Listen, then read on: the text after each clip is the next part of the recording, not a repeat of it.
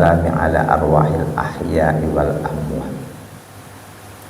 Pembicaraan tentang ruh orang yang masih hidup dan juga ruh orang yang sudah mati. Kitab ini ditulis oleh Al-Imam Ibnul Qayyim Al-Jauziyah, salah seorang ulama besar pada abad ke-7 Hijriah.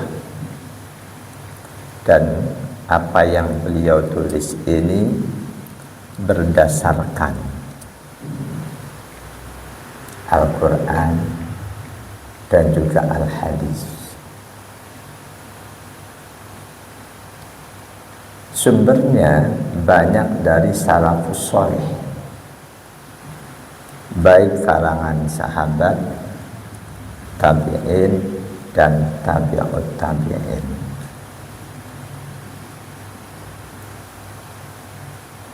Wa qala Laits bin Sa'ad an Musa bin Wardan annahu ra'a Abdullah ibn Abi Habibah ba'da mautihi. Dari Al-Laits bin Sa'ad, beliau terima informasi ini dari Musa bin Wardan. Musa bin Wardan ra'a Abdullah ibn Abi Habibah ba'da mautihi, pernah memimpikan Abdullah bin Abi Habibah sesudah Abdullah wafat. Faqala, Abdullah bin Abi Habibah dalam mimpinya Musa berkata, "Uridat alayya hasanati wa sayyiati." Allah perlihatkan kepadaku semua kebaikan-kebaikanku dan keburukan-keburukanku.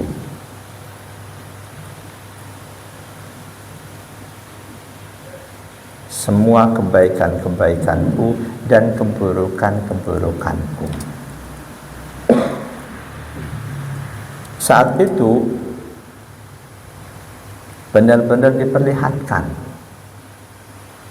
baik amalan buruk yang memang betul-betul buruk, atau amalan buruk yang dulunya dia kira baik, yang ternyata buruk dalam pandangan Allah, diperlihatkan. Saat ini ketika kita masih di dunia, boleh jadi kita merasa sholat kita baik, puasa kita baik, sedekah kita baik, padahal ada di antaranya yang terselip niat tidak ikhlas. Kita sedekah mengharapkan doa dari si A, ketika tidak didoain kita kecewa, kita merasa itu sebagai hal yang baik. Nanti diperlihatkan semuanya oleh Allah, mana yang betul-betul baik, baik dalam pandangan kita juga baik dalam pandangan Allah, mana pula yang ternyata dalam pandangan kita baik, ternyata dalam pandangan Allah itu buruk. Nah, itu ketika seseorang mati,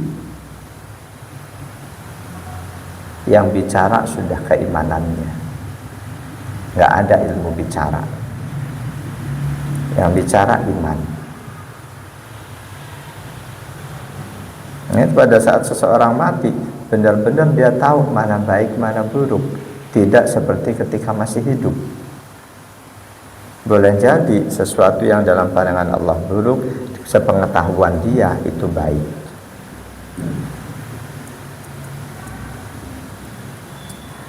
Kata Abdullah dalam mimpi Musa,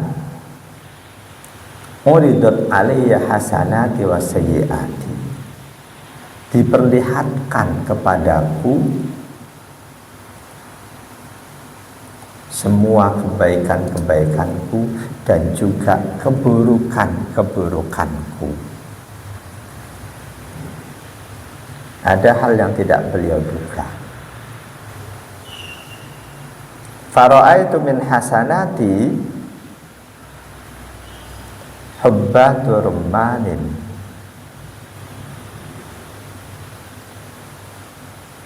altakituhunna fa'akalahunna. Di antara kebaikanku, di antara kebaikanku yang Allah perlihatkan kepadaku itu adalah beberapa butir, beberapa biji delima yang jatuh iltaqatahunna fa'akuluhunna, lalu aku ambil, aku makan. Atau kalau bahasa istilah lain, kita makan ada sebutir dua butir nasi yang jatuh, kita ambil, kita makan. Niatnya menghindari tabdzir, menghindari mubadir. Ternyata kata Abdullah yang diimpikan oleh Musa, itu termasuk kebaikanku diperlihatkan oleh Allah kepadaku.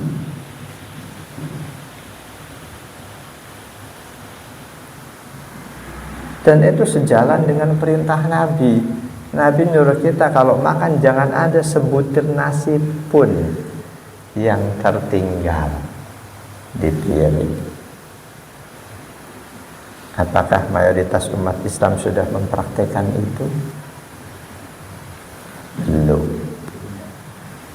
Coba iseng-iseng kalau lagi kondangan survei, selesai makan, berapa persen yang bersih betul nasinya? Termasuk katakanlah mereka yang oleh masyarakat dipanggil ustadz, kiai, selesai makan lihat piringnya. Rasulullah nggak sekedar nyuruh, beliau mempraktekkan betul. Orang tua yang ngaji, yang ngerti, dulu saya ingat kalau makan harus bersih, jangan tersisa, nanti ayamnya mati. Walaupun alibinya salah. Justru kalau bersih ayamnya mati, nggak dapat bagian. Sisain yang banyak biar ayamnya dapat.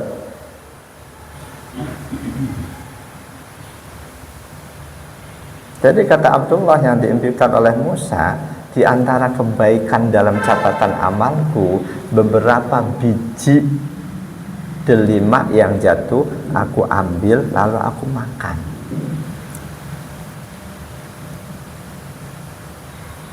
Sebaliknya ada adat tertentu yang kalau makan nggak boleh bersih banget. Itu adat yang bertolak belakang dengan syariat, harus ditolak. Supaya bisa bersih banget gimana? Nyendoknya dikit dulu, nanti kurang baru nambah. Jangan langsung nyendok banyak. Ternyata baru 3/4 dimakan udah kenyang.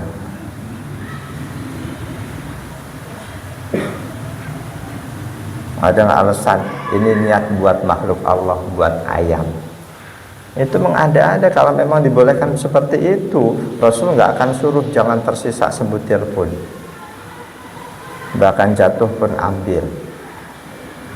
Tentu ketika jatuhnya di tempat yang bersih.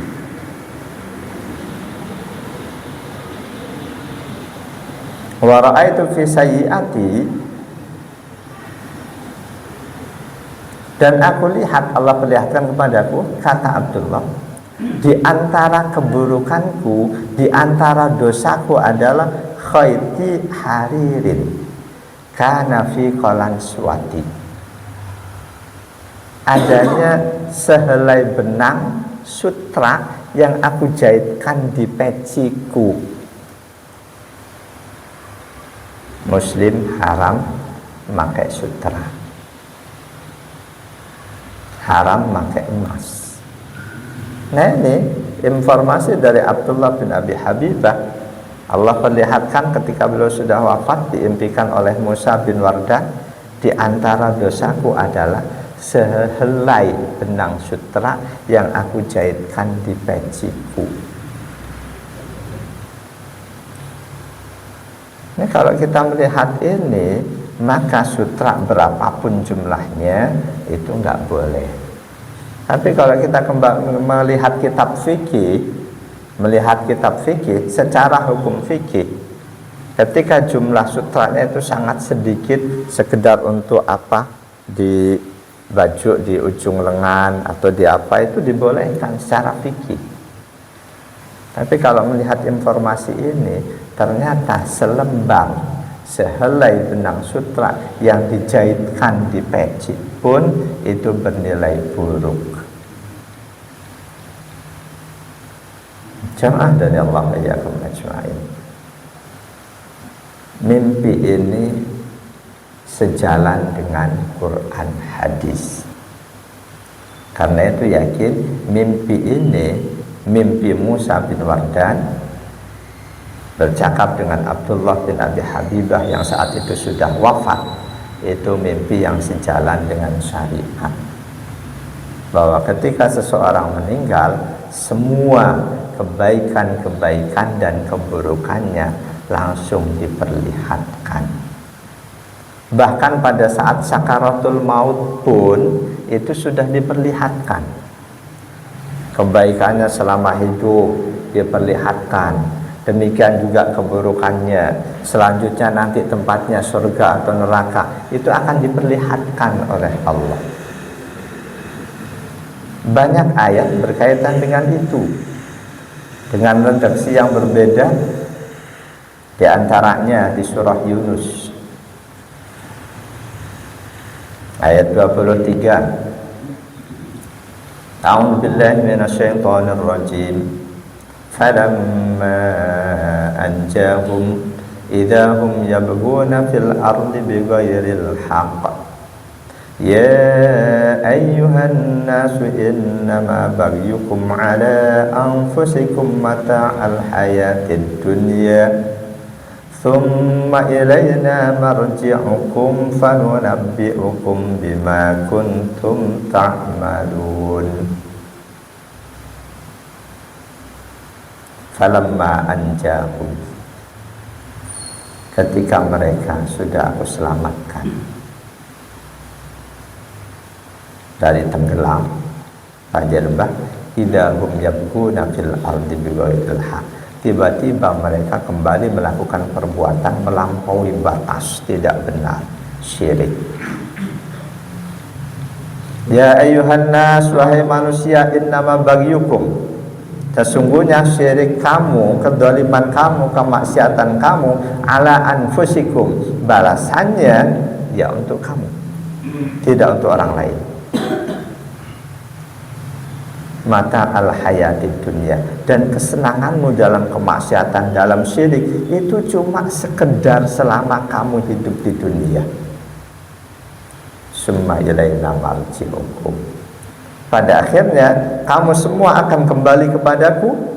Fanunabbi'ukum bima kuntum ta'malun, aku akan kabarkan, aku akan beritahukan kepada kalian semua perbuatan kalian, yang baik, yang buruk, semuanya Allah perlihatkan.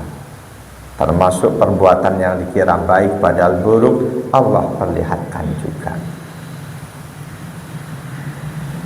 Jadi manusia yang bisa maksiat, yang dolim, segala macam, durhaka, melakukan perbuatan-perbuatan dosa, itu cuma selama hidup di dunia. Begitu mereka mati, sudah. Bahkan di dunia pun kadang ada yang menyebabkan Allah timpakan azab dan bencana.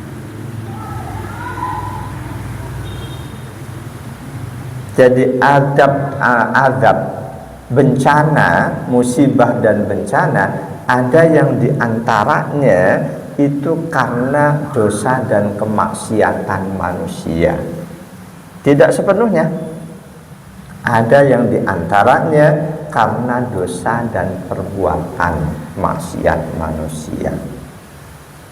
Meskipun jangan salah, kalau ada yang menegaskan, menyatakan bencana, musibah semuanya murni karena kemaksiatan manusia, karena dosa-dosa manusia, itu enggak benar. Itu mengarah ke pandangan kelompok Qadariyah. bahkan bisa syirik. Sama halnya pandangan rezeki, kalau kamu nggak kerja nggak bakalan dapat rezeki, ini syirik. Seolah-olah yang ngasih rezeki Allah atau kerjaannya. Pekerjaannya disirik-siriknya di situ. Jadi pandangan yang betul, bencana, musibah, rezeki, kesehatan, ilmu, itu harus memadukan dua kelompok ayat, ayat hakikat dan ayat ikhtiar. Dari pandangan yang betul, semuanya bencana, musibah, rezeki, ilmu, kesehatan, termasuk umur, jodoh, itu adalah takdir Allah. Ini hakikatnya. Namun kita wajib berikhtiar. Untuk bencana, musibah, kita wajib berusaha agar tidak terjadi bencana dan musibah itu. Di antara usaha yang harus kita lakukan, jangan melakukan perbuatan-perbuatan yang dimurkai oleh Allah.